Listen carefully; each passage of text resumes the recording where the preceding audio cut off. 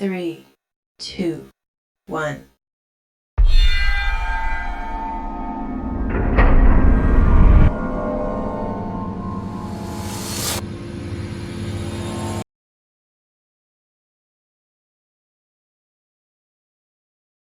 Is nature feature characteristic of management. अभी तक हमने मैनेजमेंट प्रिंसिपल पढ़ा कि मैनेजमेंट प्रिंसिपल क्या होता है। अब हम उसके नेचर फीचर कैरेक्टरिस्टिक पढ़ेंगे। हाँ, ये तीनों का मतलब एक ही होता है। नेचर फीचर कैरेक्टरिस्टिक का मतलब एक ही होता है। ठीक है, तो अब मैनेजमेंट प्रिंसिपल्स के अपन को यहां पर कैरेक्टरिस्टिक या नेचर पढ़ना है। सबसे पहला प्रिंसिपल का कैरेक्टरिस्टिक क्या है? Universal application. मैनेजमेंट प्रिंसिपल क्या है? परवेसिव है, हर जगह लगते हैं। बिजनेस ऑर्गेनाइजेशन हो, नॉन बिजनेस ऑर्गेनाइजेशन हो, प्रॉफिट हो, नॉन प्रॉफिट हो, स्मॉल ऑर्गेनाइजेशन हो, लार्ज ऑर्गेनाइजेशन हो, हर जगह ये प्रिंसिपल्स अप्लाइड होते हैं। ठीक है, तो ये प्रिंसिपल क्या होगा? यूनिवर्सल एप्लीकेशन, या ये प्रिंसिपल को क्या बोल सकते हो कि these principles are pervasive. Okay, इसके बाद नेक्स्ट है अपना form by practice and experiment. ठीक है, ये प्रिंसिपल्स जो है वो ओवरनाइट नहीं बन गए। एफ.डब्ल्यू. टेलर या फिर अपने हेनरी फ्योल, इन लोगों ने ये प्रिंसिपल्स ओवरनाइट नहीं बनाए हैं, प्रॉपर एक्सपेरिमेंट करा है, हर जगह इसको एक्सपेरिमेंट करके देखा है, ऑब्जर्वेशन करके देखा है कि इन प्रिंसिपल का रिजल्ट आ रहा है कि नहीं आ रहा है। जैसे डिवीजन ऑफ वर्क, एक हमारा प्रिंसिपल्स है डिवीजन ऑफ वर्क। ठीक है, डिवीजन ऑफ वर्क के अकॉर्डिंग क्या होना चाहिए कि काम को जो है बांट दिया जाना चाहिए। अगर काम को हम बांट देंगे तो काम ज्यादा एफिशिएंसी के साथ होगा, ये प्रिंसिपल्स कहता है। ठीक है, और ओवरलैप नहीं होगा काम का। तो ये जो प्रिंसिपल है ये 10 ऑर्गेनाइजेशन में चेक करा होगा, फिर देखा होगा कि मैक्सिमम ऑर्गेनाइजेशन में इसका रिजल्ट पॉजिटिव आ रहा है, तब जाके इसका रिजल्ट अपन ने बोल दिया कि हाँ, ये division of work is a principle. ठीक है, इसके बाद थर्ड प्रिंसिपल की बात आती है बिहेवियरल। बिहेवियरल प्रिंसिपल ये कहता है कि मतलब बिहेवियरल ये कहता है कि ये जो प्रिंसिपल है, मैनेजमेंट प्रिंसिपल है, ये हमारे एम्प्लॉयज के बिहेवियर को चेंज करते हैं। ठीक है, मतलब कि These principles are formed to guide and influence the behavior of employee। ये प्रिंसिपल जो है गाइड करते हैं बिहेवियर ऑफ एम्प्लॉय को। These principles insist on improving the relationship between superior, subordinate and all member of organization। मतलब ये principal हम जितने भी एम्प्लॉयज ऑर्गेनाइजेशन में काम कर रहे हैं उनको एक दूसरे के प्रति पॉजिटिव रहने की सोच दिलाते हैं। ठीक है, मतलब कि these principles improves the relationship between superior subordinate। ठीक है, मतलब कि सुपीरियर ये सोचता है कि सबऑर्डिनेट किसी काम का नहीं है, सारा काम तो हम कर रहे हैं। सबऑर्डिनेट ये सोचता है कि बॉस बहुत ज्यादा दादागिरी दिखाते हैं, बल्कि काम तो हम कर रहे हैं। तो ये जो सोच है, नेगेटिविटी की जो सोच है, उसको पॉजिटिविटी में करता है। जैसे कि एक हमारा प्रिंसिपल है स्प्रिट द कॉप।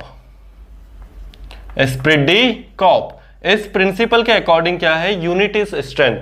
मतलब जब ये प्रिंसिपल ऑर्गेनाइजेशन में फॉलो होता है यूनिटी इज स्ट्रेंथ वाला, तो सबको समझ में आता है, सारे एम्प्लॉयज को समझ में आता है कि हाँ, यूनिटी इज स्ट्रेंथ। हमने बचपन में एक कहानी भी पढ़ी थी, एकता में बल, वो लकड़ी वाली है ना, फार्मर लकड़ी वाली। ठीक है, उसके 4 बेटे। तो वही चीज ये प्रिंसिपल हमको बताता है ऑर्गेनाइजेशन के अंदर भी ऐसे ही होना चाहिए, हर एक इंसान के साथ यूनिटी, एक जैसा व्यवहार किया जाना चाहिए। ठीक है, तो इस प्रिंसिपल से रिलेशनशिप सुपीरियर सबऑर्डिनेट की स्ट्रांग होती है।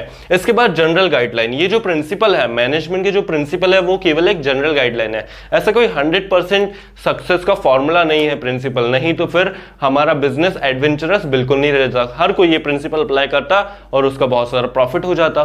तो ये जो है जनरल गाइडलाइन है। These principles are what? General guidelines. These are general guideline to action, but these principles do not provide ready-made solution। ये जो principle है ये ready-made solution नहीं देते हैं for any problem।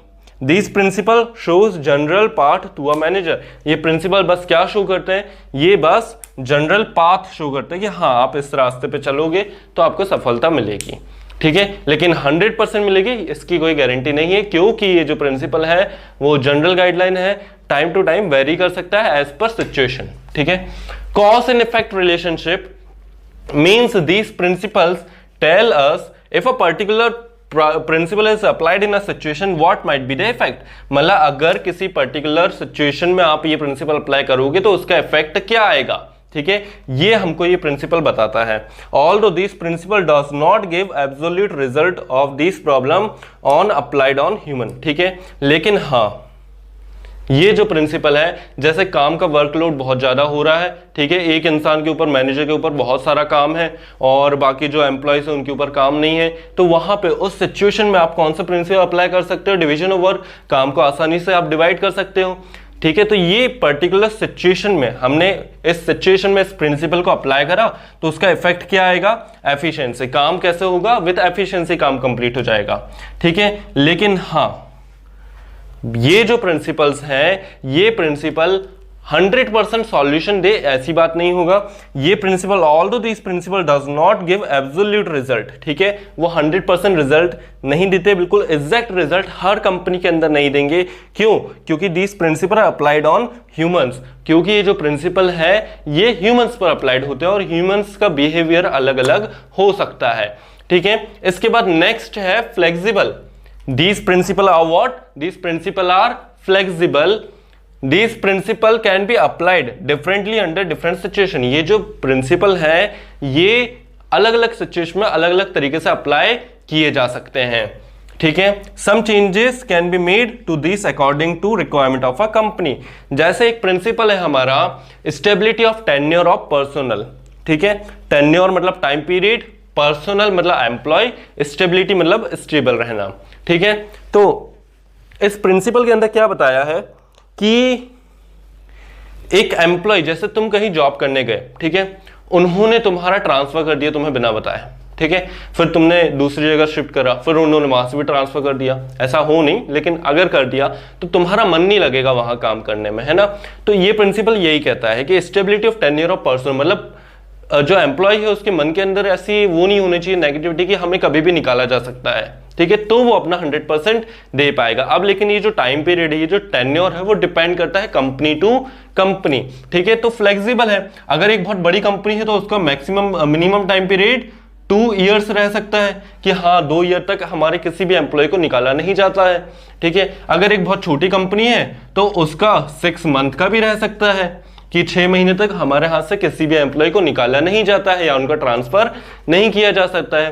तो फ्लेक्सिबल है, मतलब ये प्रिंसिपल कंपनी टू कंपनी अपने रिक्वायरमेंट के हिसाब से चेंज कर सकती है। Stability of tenure of personnel उसका एग्जांपल था। कॉन्टिंजेंट, ये प्रिंसिपल क्या है? कॉन्टिंजेंट है। These principles are dependent upon the situation prevailing in the organisation, ठीक है।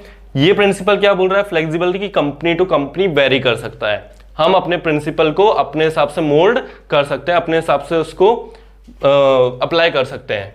कॉन्टिंजेंट क्या बोल रहा है कि these principle are dependent upon the situation, situation के हिसाब से प्रिंसिपल अप्लाई होता है। Prevailing in the organisation, their application in effect depend upon nature of organisation, the application of principle has to change with change in time, ठीक है। जैसे कि एक ऑर्गेनाइजेशन है, बहुत बड़ा ऑर्गेनाइजेशन है वहां पर, ठीक है, वहां पर एक बहुत बड़ा सा ऑर्डर मिला है, वो ऑर्डर एक ग्रुप को कंप्लीट करना है, ठीक है। तो अब वो ऑर्डर एक ग्रुप को कंप्लीट करना है तो वहां पे अपन को एक प्रिंसिपल चाहिए पड़ेगा, कौन सा? Esprit de corps, unity strength, क्योंकि इस प्रिंसिपल के बिना वो ऑब्जेक्टिव अचीव नहीं हो पाएगा, ठीक है। यूनिटी नहीं रहेगी तो सब एक दूसरे के विरुद्ध में काम करेंगे, रिजल्ट नहीं आ पाएगा, ठीक है। अगर पर्टिकुलर सिचुएशन है, मतलब कि देयर एप्लीकेशन एंड इफेक्ट, ठीक है, और फॉर एग्जांपल अगर वो ऑर्डर किसी एक इंसान को कंप्लीट करना है, वो ऑर्डर किसी एक इंसान को कंप्लीट करना है, तो वहां पे स्प्लिट द कॉप की प्रिंसिपल की जरूरत नहीं है, ठीक है। तो देयर एप्लीकेशन डिपेंड, हमको अप्लाई करना भी है कि नहीं अप्लाई करना है, and effect depend upon nature of organisation, तो ऑर्गेनाइजेशन के ऊपर डिपेंड करता है कि उसको उन प्रिंसिपल्स को अप्लाई करना है कि नहीं करना है। कॉन्टिंजेंट का मतलब संदेह पूर्वक, ठीक है, कि कभी हो सकता है अप्लाई करना भी पड़े, कभी हो सकता है अप्लाई ना भी करना पड़े। तो this principle are what? This principle are contingent, ठीक है। The application principle, the application of principle has to change with change in time. Okay, तो यहां पर हमारे 7 फीचर्स हमने पढ़े मैनेजमेंट प्रिंसिपल के। पहला कौन सा? Universal application. Second, form by practice and experiment. Third, behavioural. Fourth, general guidelines, and fifth one, cause and effect relationship. Sixth one, these principles are what? Flexible, and these principles are what? Contingent, संदेहपूर्वक. Okay.